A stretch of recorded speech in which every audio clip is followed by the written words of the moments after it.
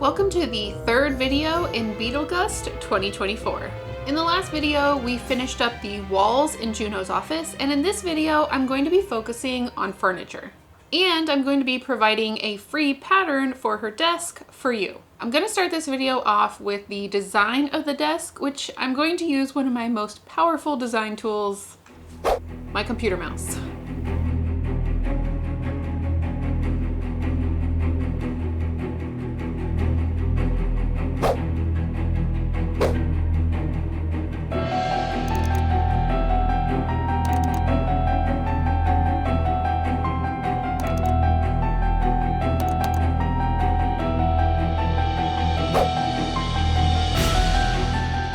This is the desk I'm using as inspiration for Juno's desk. It's very rectangular, lots of rectangles everywhere, which makes it easy for me to create in 3D.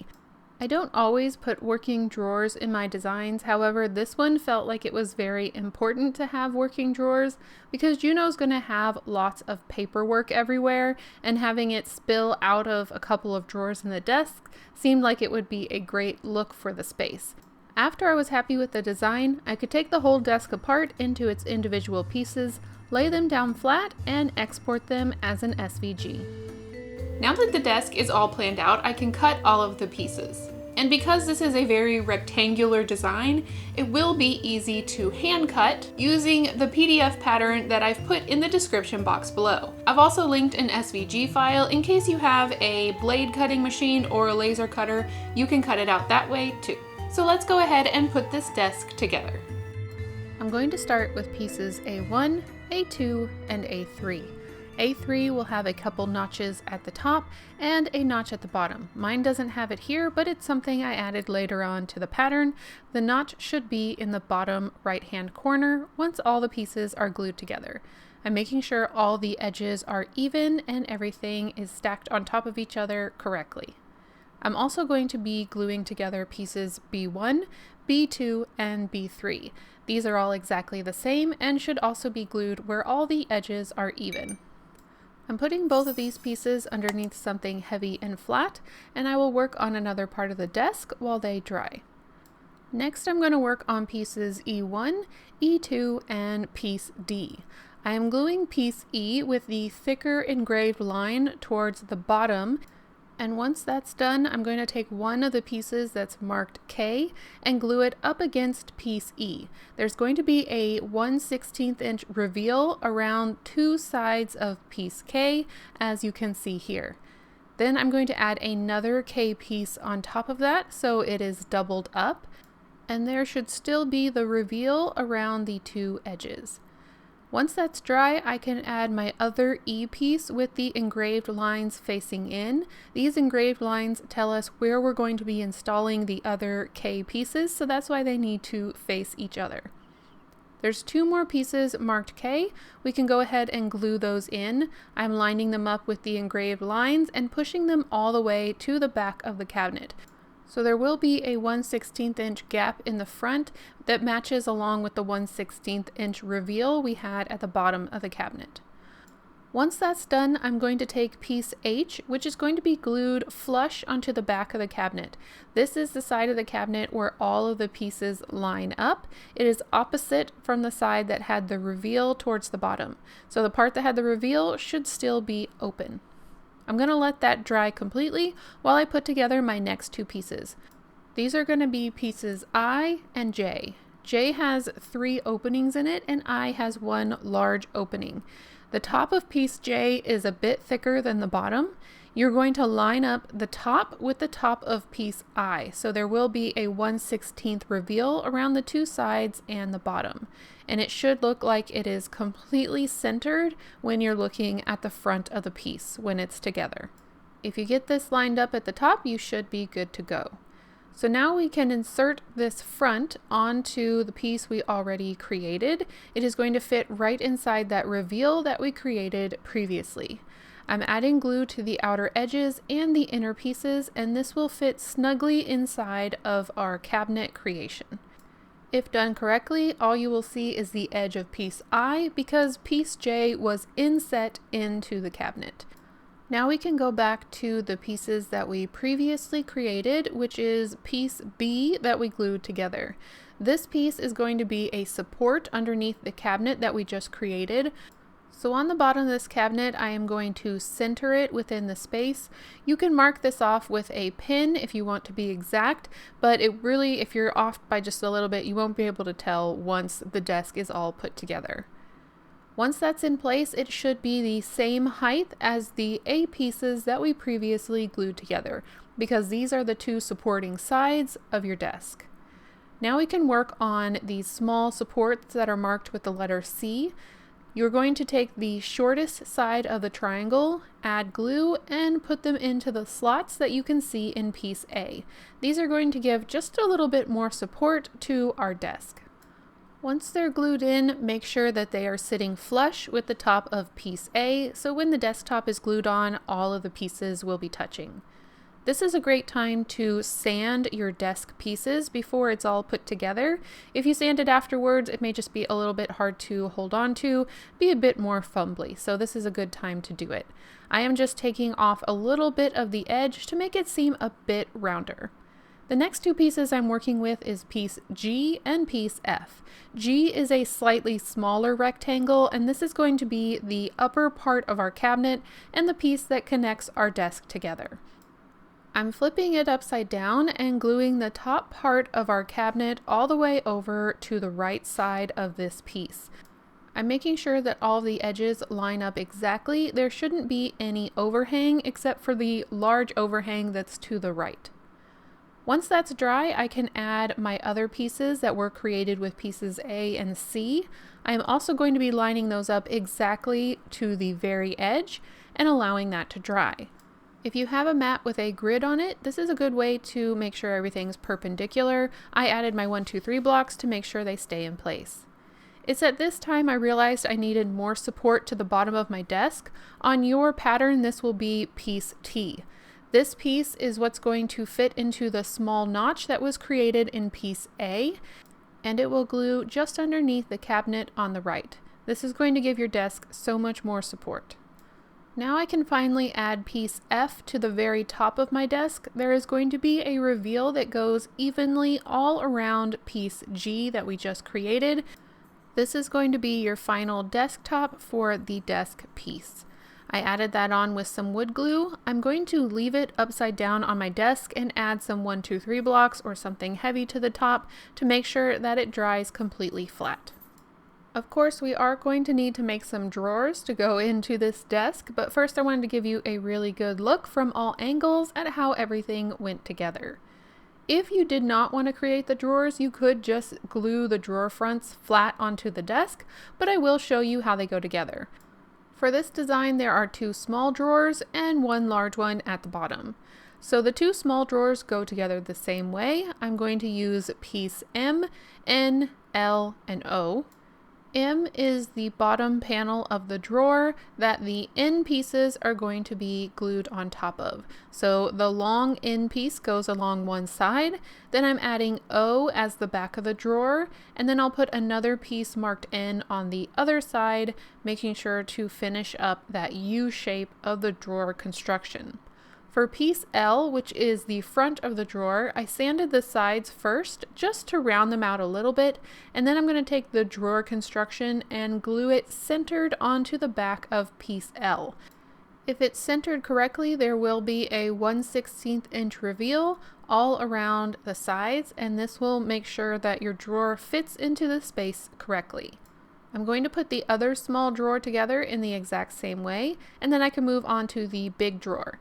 Piece Q is the bottom panel for the big drawer, and then I can add the long piece R onto the side, the piece S, which is the back, and then another piece R to the side to create again that U shape. Then I'm going to add glue all to the front. I pre-sanded piece P, which is the front of the drawer, and then centered the drawer construction on the back to have that same 1/16 reveal all the way around. Now I've got my big drawer, my 2 small drawers, and it was time to see if they actually fit into the space because they're supposed to be recessed into that opening in piece I. And thank goodness it did work. They fit almost perfectly. And this was a really happy moment for me because this was like the moment of truth on whether my pattern had worked or not. And it did. So now I can move on to adding the details to the desk. I have a really long piece of cardstock that is 1/16 inch thick and just cut a very long piece that's going to be wrapped around the bottom of the pieces that were marked B. This is just a little detail that I saw when I was designing this desk that really makes it look like a metal desk. I'm adding that all around the bottom foot, and then I'm going to add it all the way around piece A at the bottom as well.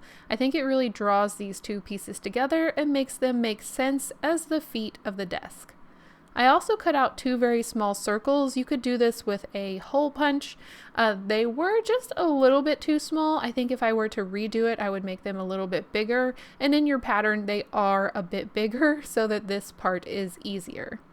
I'm adding the very same handles that I have in my filing cabinet kit.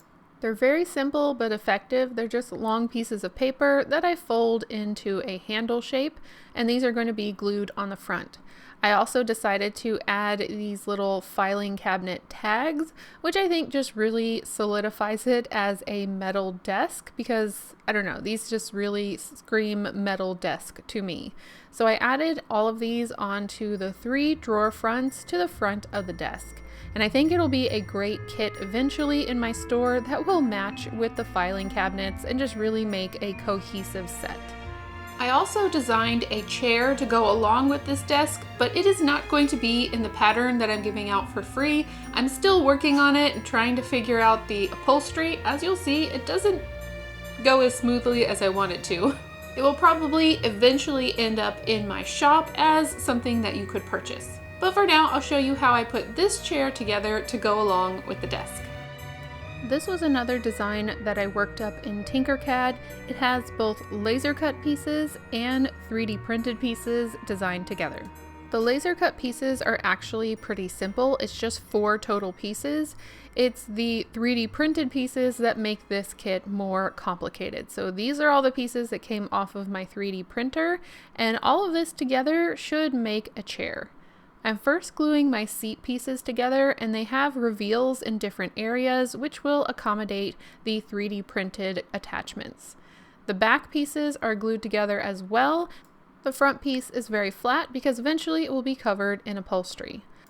I'm going to let those dry flat while I attach these 2 3D printed pieces together.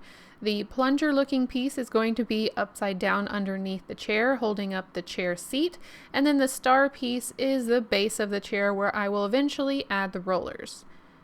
Now that the flat pieces are dry, I can add the connecting piece that puts the chair back and the chair seat together. I really love it when 3D printed pieces and laser cut pieces work together. These fit perfectly, which also made me very happy, and now these 2 pieces can dry. After that's dry, I can add on the arms. They connect the seat with the back again, which is going to give it some extra support to make sure the back can't just be broken off easily. I'm adding glue onto the top of the seat area and then to the back where the arm reaches around and connects with the back side of the seat. These were popping up a little bit from the seat. It does create a little bit of tension, so I'm going to use some clips to make sure that my arms stick down as the glue dries. I could then move on to creating the base of the chair. I am going to glue the bottom part closer to the back of the chair because that's where the bulk of the weight is going to be, and I want to make sure that it doesn't tip over. Hopefully it won't tip over, you never know. And then I'm going to be adding the rollers to the bottom of the chair. Now, I probably should have made a better 3D connector, and I probably will when I create the kit out of this piece, but for now, I'm just going to be using a combination of super glue and wood glue to make sure that these little round circles stick to the bottom of the chair to make it look like they have rollers. It's not going to actually roll, and these are probably going to be a little bit delicate, but I do think the effect works, and when I make it into a kit, I will just make it a bit more efficient. And thankfully, the chair does fit under the desk, so now I'm ready to move on to the painting and upholstery stage. It's a bit hard to tell what color Juno's desk is from the references just because the lighting is so weird, so I decided to go with this very pale green. I feel like I've seen quite a few metal pieces of furniture from that time period that were this color. I mixed it with some green, some brown, some white, and just kind of mixed until I liked the color that I got. I'm going to match these two pieces together like they're a matching set, and so I'm adding green all over the chair as well. I'm going to let that dry, and then I'm covering everything with a coat of triple thick glaze because this is going to make it look more like a metal piece of furniture and not a wooden piece of furniture that was painted with a flat color. So here's the results after spraying with the triple thick. I did have a hard time getting the drawers back in, which is something I wanted to check immediately. To fix that, I'm just going to take an emery board and file down the edges, both on the drawer and on my desk, and then I was able to get everything to fit back in. It's a little bit of a tighter fit, but it does work. Before adding the upholstery to the chair, I decided to sand down the areas that's going to have the upholstery and paint it black. This is because the upholstery is going to be black and it's going to be made of several different pieces. So if there happens to be a gap anywhere, I want to make sure that you can't see the green through it. I'm also going to take a dotting tool and dot a little bit of black onto the wheels. I think this is going to give the wheels more dimension and make them look more realistic. This also brings the black color down towards the bottom of the chair and makes it more cohesive.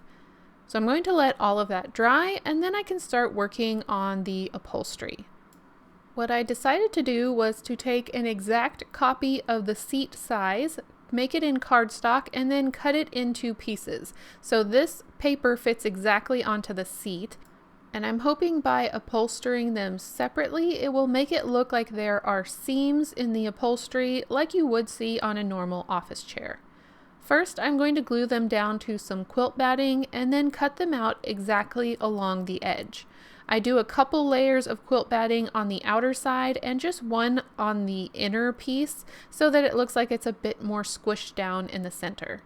Then I can add a really thin black fabric. This still ends up being a little bit thicker than it probably should be because it adds a lot of bulk to my individual upholstered pieces.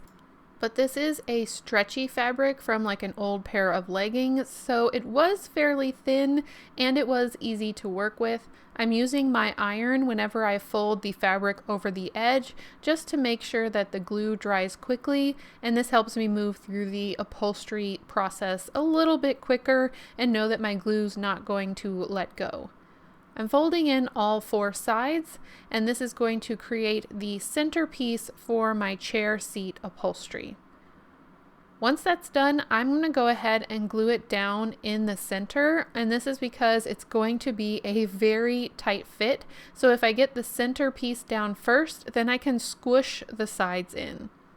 The sides were upholstered in the same way. I just had to be a bit more careful around the rounded edges, but because it's a stretchy fabric, it was easy to pull it into a circle, even though it's a very tiny piece to work with. Because the centerpiece of upholstery was already glued down, I could use that as an edge to push the outer piece of upholstery down and push it against the arms of the chair. I don't know if you can tell, but it was a very tight fit, but you can see the seams a little bit. I think if it wasn't in a black material, you could see the effect even more, but later on I will age it and that will bring that out even more. I use the same idea for the back of the chair where I cut a piece that would fit and then I cut them into individual sections and then upholstered them individually, so when I added them in it seemed like there was a seam on the back of the chair. Now these pieces did not fit as well and I struggled and I got some glue in some places I didn't want it to be, so I'm going to have to redesign this in the future, but for now I'm pretty happy with how it turned out. And because Juno's going to be sitting in the chair, I know she is ultimately going to be the focus and not the upholstery. So it's working for now. I'm going to keep moving forward. I couldn't decide if I wanted to add the upholstered arm pieces on because I really like the contrast of the green with the black. But ultimately I did decide to add them because there would typically be some kind of an upholstered arm on this type of chair. But instead of adding the quilt batting, I just added the fabric around the paper itself, and I feel like that was a good idea because it didn't bulk it up too much. I glued them straight on top of the 3D printed arm pieces, and now the upholstery is officially finished. I decided to use some matte black paint to cover up any of the glue mistakes that I had made. This worked a little bit. You could still see them, but like I said, I'm trying not to worry about it too much because this isn't going to be the focus of this entire chair. It's going to be Juno. In order to match the desk with the chair, I decided to paint the handles and the filing cabinet tag black.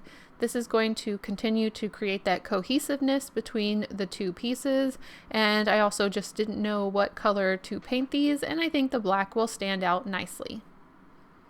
This little desk and chair combo ended up being kind of complicated to age, especially with my typical watered down acrylic paint, and that is because the triple thick spray that I put over it to make it look like metal. It was very much resisting the water, which meant that the paint wasn't really taking hold. I'm not really sure what a better solution would be for this, except maybe aging it before adding the spray. And I'm not sure if like an oil-based aging would have worked better if it would have held on a bit more. But either way, what I did was I used the watered down acrylic paint and I just let it sit there and dry while I went off and did a few other things. And when I came back, I was not happy with the finish. It really looks like somebody just spilt their coffee, their real life coffee, all over my miniatures.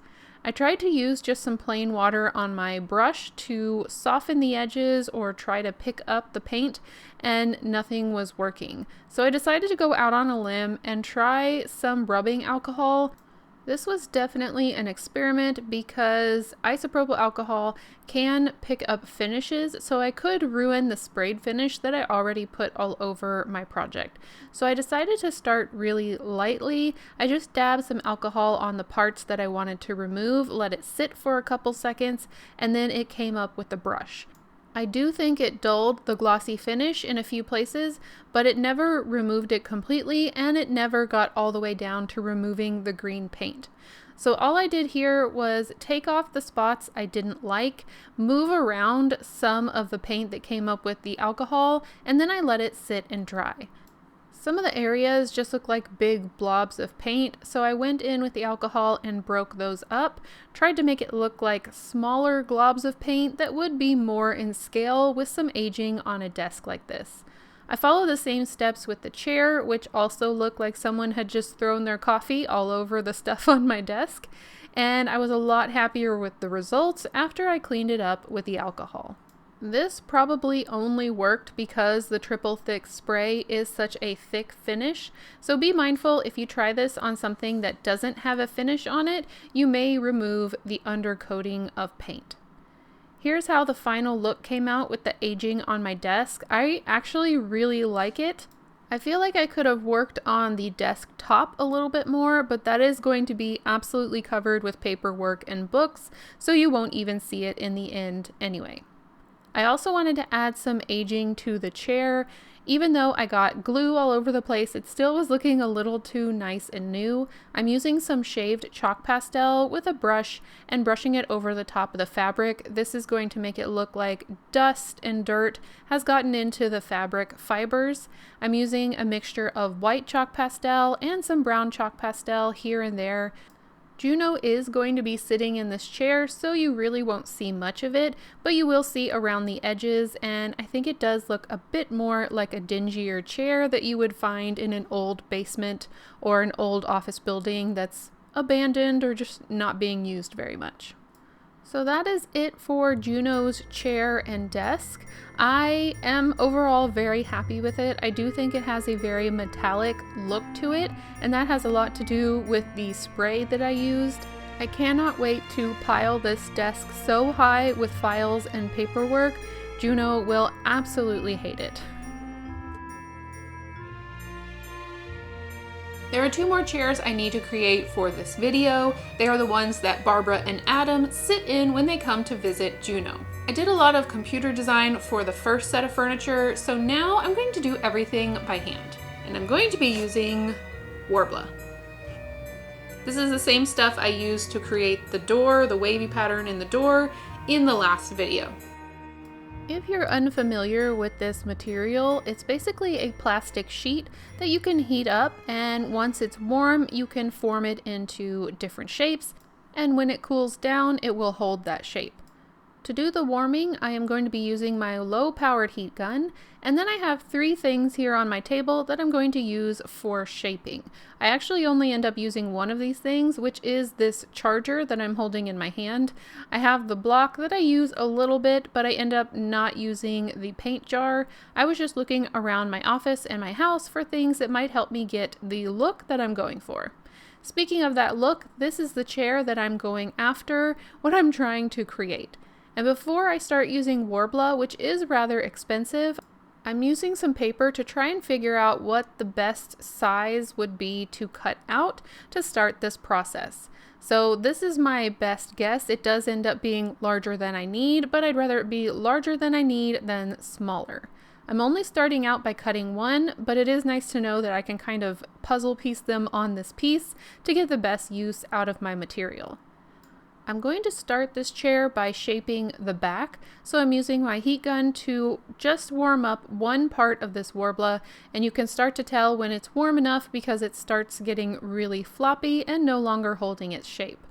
Then I'm using my charger. I'm making sure not to have the charger anywhere near the heat gun because I don't really know what mechanics are inside this thing and I don't want to warm it up and cause a problem. So I'm just using it basically as a form to shape my piece around. The Worbla does get sticky once it's warm, so it does stick a few times to this charger, and I just have to be careful about letting it cool down all the way so that I can get it unstuck from the Worbla. I realized that I need the chair to be skinnier, so I'm cutting part of the back off, and then I'm going to continue to update my pattern as I do this. This is going to make sure that my pattern is as up to date as possible because I will have to make a second chair, and I do want them to match as much as I can get them to match by making them this way. Now that I have my back, I'm going to start warming up the side that's going to create the side of the chair. Once it's warm enough, I can reinsert my form and move the side of the chair up. I am trying to match it on the corner because the side of the chair and the back of the chair do need to touch. At this point, I decided the chair was a little bit too deep, so I cut off some of the excess material from what would be the front. Then I warmed up the side and continued to form my chair. Here you can see me trying to place the corners as close together as possible. At this moment, they are not touching, but I can re-warm the Worbla once I have it in the general shape that I like. I can add my form back inside and then start to press the corners together. It was really helpful for me to get the general shape of the chair first and then go back and work on the details, such as making sure that the corners met and stuck together. Now that I have the general bucket shape of the chair, I can start figuring out how I want the back of the chair to look. I do end up making the chair a bit different from the one in the movie, I did notice, but I was going off of a real life reference that I showed you a bit earlier.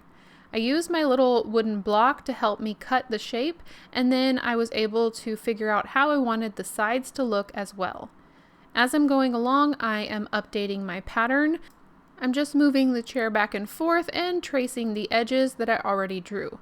By doing this, I was able to match the side that I already cut with the opposite side to make sure that they were exact. Now I have a pattern that matches the chair that I've already built, so hopefully when I build the second one, it won't be so difficult. I did decide that the Worbla was a bit too thin, so I wanted to double up the thickness.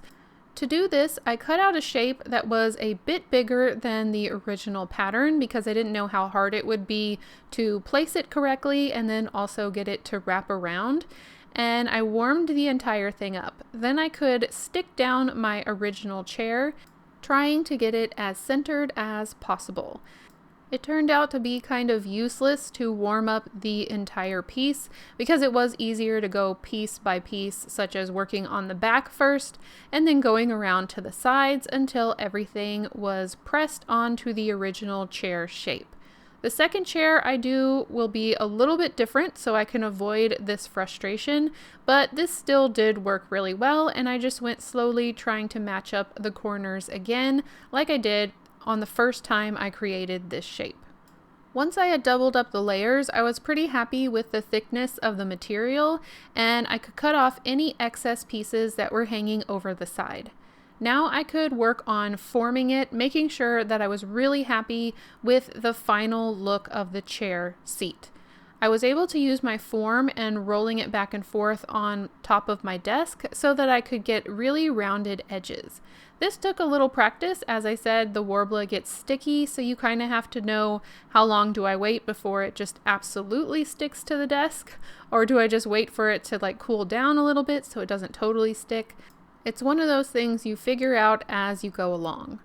The original chair inspiration has these very rounded edges around the arms, back, and the front. So I'm using a pair of pliers and only heating up the edge of the Warbler and slowly bending it over to start to create that shape. I did find it was a bit easier to do with my fingers because the pliers were leaving tool marks in the Warbler. However, if you had a more rounded set of pliers, it might work really well. This was the most enjoyable part of the project because I could really start to see the chair come together and look more like my inspiration. And the form inside the chair, the little charger that I'm using, was incredibly helpful. To make the second chair, I decided to double my Warbler from the beginning, so I made the initial pattern cutout, warmed it up, and just set it straight onto another piece of scrap Warbler. This glued them together, and then I could start cutting it out around the edge, and I already had my pattern piece. So I knew this one was going to go a lot faster because I didn't have to build the chair twice, basically. So I carefully cut around the pattern and then did the same exact steps with the edges, and these are my two final results.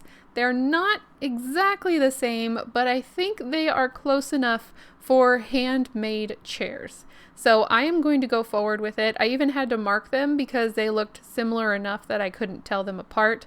This is the first one I made by doing each layer one at a time, and this is the second one I made with doubling up the layer at the beginning. To add the legs onto the chairs, I wanted to first add a plank of wood. This is going to make it much easier to attach the chair legs and make sure they are in an even spot.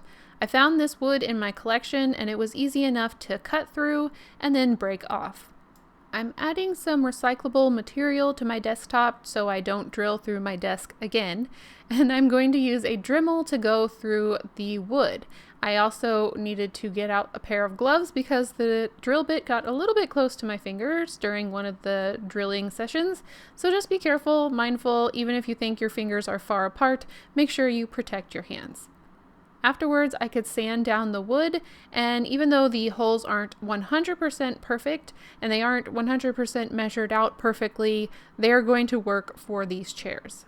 I added some wood glue to the base and glued it straight onto the Warbler. I actually don't know what glue you're supposed to use with Warbler, but I am hoping this will hold. I clamped it together with some mat board on the other side so my clamp wouldn't make a mark in the Warbler. To make the very pointed legs of the chairs, I'm going to be using some bamboo skewers.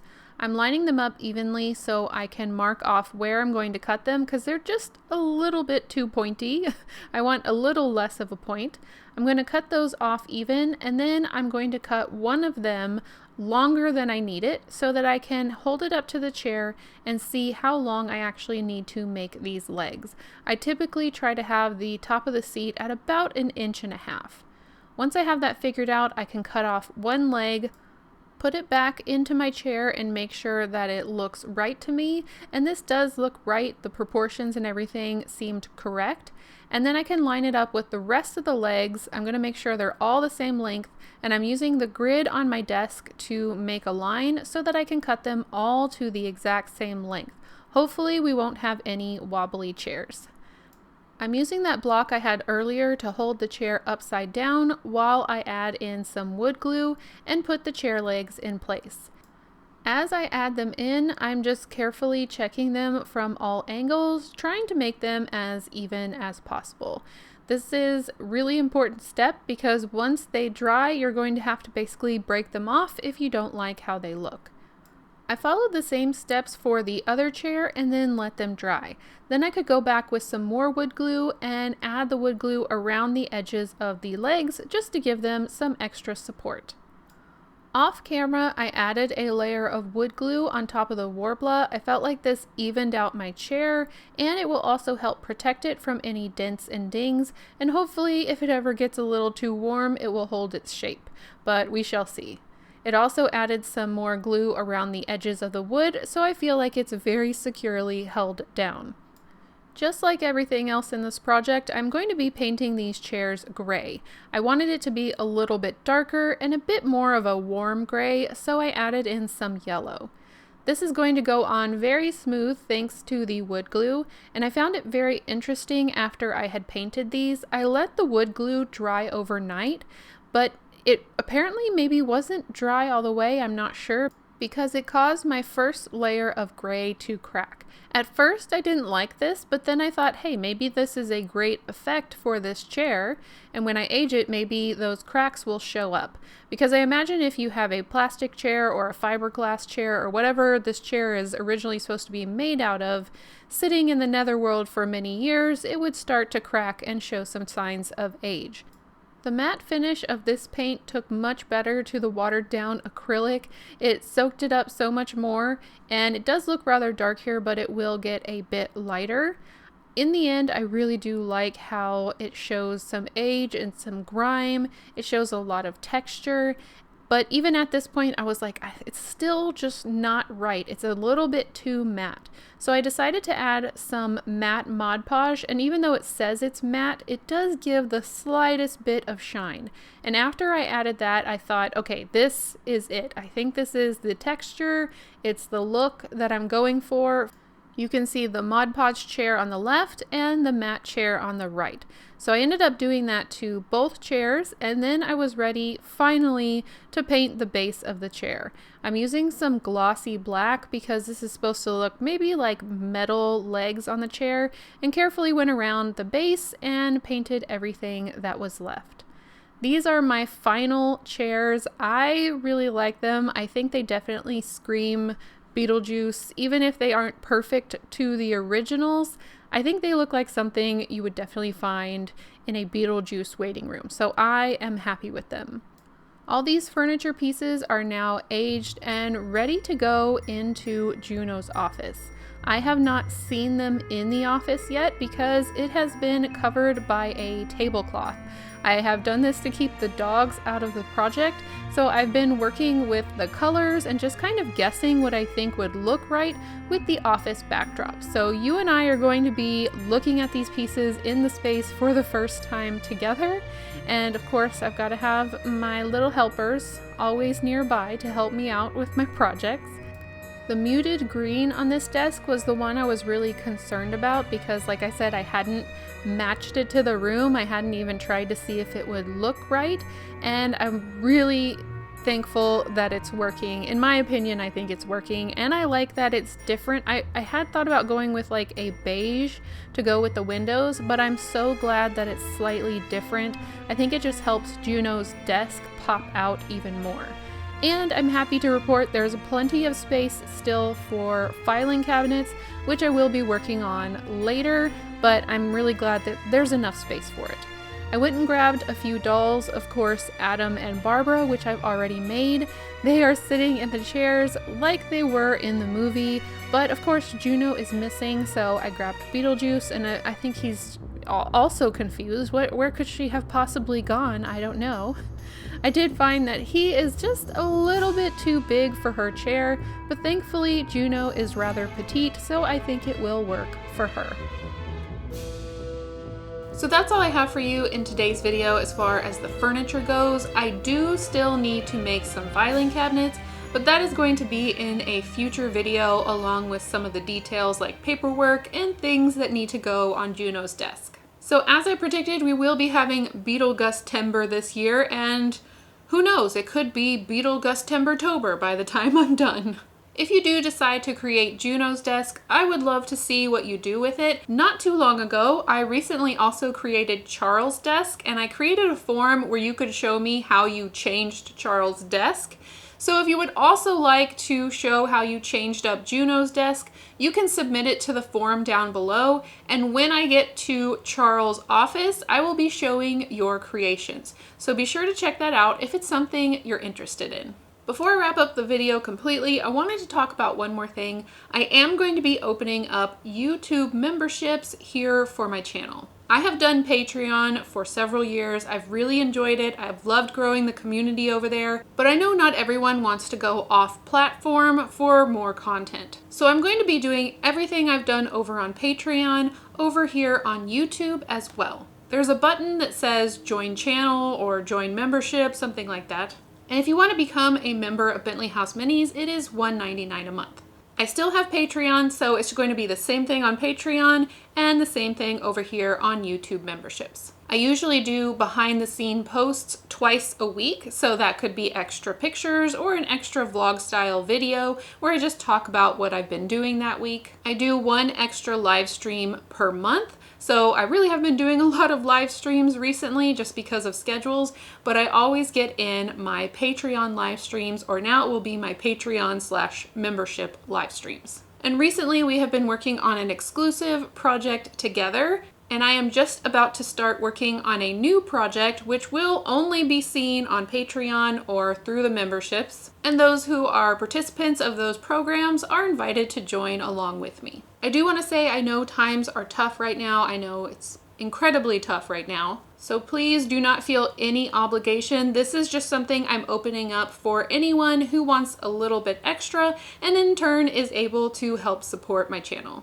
For the exclusive projects that are behind the paywall, I do eventually plan to make like an overview video of those projects here on YouTube, so you don't have to feel like you're missing out too much if you can't afford a membership at this time. Please know that being here, watching my videos, liking, commenting, all of that stuff is a tremendous help, and this is just a little extra above and beyond for anyone who is able to support at this time and is wanting those perks. I also just want to give a huge thank you to all of my patrons at the moment and all of my past patrons. Thank you so much for your current support, your past support, your future support there on Patreon. And if you want to come over to YouTube memberships as well, you'll just get the same content on 2 different platforms. But your extra support has really helped this channel continue forward, be able to help me pay some bills in my personal life, and I just want to give a huge thank you for that. And for anyone in the future that may join up, thank you as well. So that's all I have for you today. I hope you enjoyed it. I am looking forward to the next video where I will be making the filing cabinets, some more accessories to really make this look like an office that's full of paperwork. Poor Juno. So I hope you all have a happy Beetlegust, and I will see you in the next video, which will be Beetlegust-tember. Bye.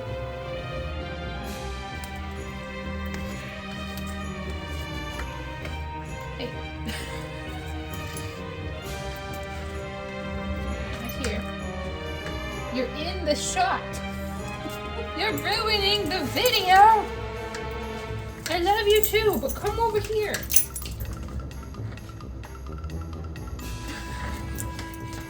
Your butt's in the video. My goodness. Thank you for helping.